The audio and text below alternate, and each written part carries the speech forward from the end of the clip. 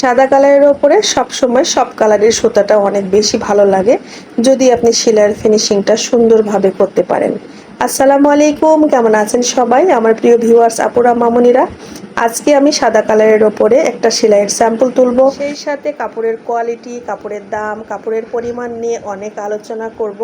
না টেনে দেখতে থাকুন আর আমার কথাগুলো শুনতে থাকুন। আজকের ভিডিও থেকে ইনশাল্লাহ আপনি অনেক কিছু শিখতে পারবেন। ভিডিওটি ভালো লাগলে প্লিজ একটা লাইক দিয়ে দিবেন, আর আপনি যদি আমার চ্যানেলে নতুন হয়ে থাকেন সাবস্ক্রাইব করে বন্ধু হয়ে পাশে থাকার অনুরোধ রইল। সেলাইয়ের শুরুতে গুরুত্বপূর্ণ কাজ হলো ফ্রেমটাকে ঠিকঠাকভাবে আটকিয়ে নেওয়া।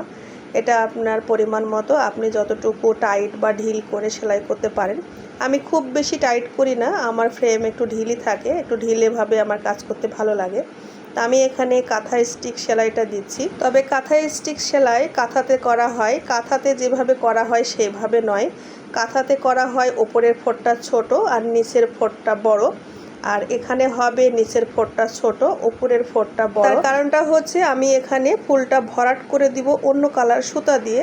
যদি আপনি উপরের ফোঁটটা বড় বড় না দেন তাহলে ভরাট করার পরে আপনার এই সেলাইটা খুব একটা দেখা যাবে না, ফুলটাও অনেক বেশি সুন্দর লাগবে না। যদি বড় বড় করে দেওয়া হয় ভিতরে স্টিকগুলো দেওয়ার পরে আপনার এই সেলাইটা দেখা যাবে আর দেখতেও সুন্দর লাগবে। আমি সবসময় সুন্দরী সুতো দিয়ে সেলাই করি, সুন্দরী সুতা বা সুতি লাচ্ছি সুতা। তবে এই সুতা একটু গ্লেজি ভাব থাকে, সেই সুতাটা সুতি হলেও শাইনি ভাব আছে। আর আমি ভিতরের ফুলগুলো দেব লাল কালার দিয়ে আর বাইরেটা দিয়েছি পেস্ট কালার দিয়ে।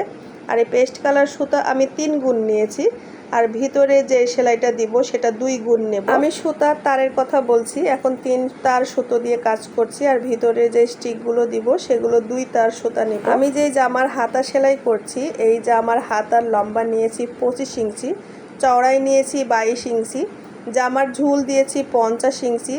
কাঁথা স্টিক ভরাট ফোরে ড্রেসে কিন্তু অনেকটা কমে যায়। কামিজটা বানাতে পারবে 45 থেকে 46 ইঞ্চির মতো, সেজন্য 50 ইঞ্চি ঝুল দিয়েছি। আপনারা যখন নিজের জন্য এরকম ড্রেস বানাবেন আপনার কামিজের যে পরিমাণ ঝুলটা থাকবে তার থেকে অন্তত 5 ইঞ্চি বেশি নেবেন কাপড় যখন কিনবেন, জামার ব্যাক পার্টে, জামার ফ্রন্ট পার্টে, এমনকি হাতাতেও। কারণ এই স্টিক যখন ভরাট দিয়ে সেলাই করা হয় তখন কাপড়ের পরিমাণ অনেকটা কমে যায় ওয়াশ করার পরে।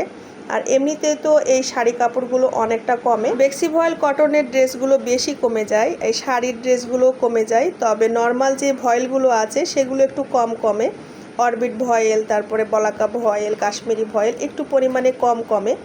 এইগুলো পাতলা যেগুলো কাপড় সেগুলো বেশি কমে যায়।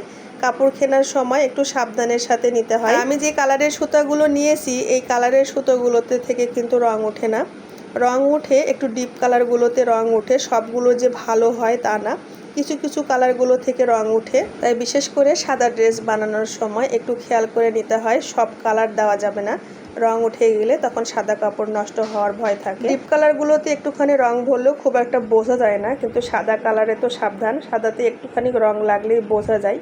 তো এইটা হচ্ছে ফুলটা আমার হয়ে গেল। আজকের ভিডিওটা আমি খুব বেশি বড় করতে চাই না, ভিতরের ভরাট সেলাইগুলো আমি পরের পর্বে দেখাবো। বড় ভিডিও না অনেকেই দেখে না, অনেকে আছেন শুধু ঢুকে কমেন্ট করে চলে যান, কিন্তু বুঝেন না যে আপনি কমেন্ট করলে আমি বুঝতে পারবো যে আপনি কতটুকু আমার ভিডিও দেখে কমেন্টটা করেছেন। নেক্সট ভিডিওতে পরের সেলাইটা দেখাবো। সবাই ভালো থাকেন, ভিডিওটি ভালো লাগলে লাইক, কমেন্ট, সাবস্ক্রাইব, শেয়ার করে পাশে থাকবেন। ধন্যবাদ সবাইকে।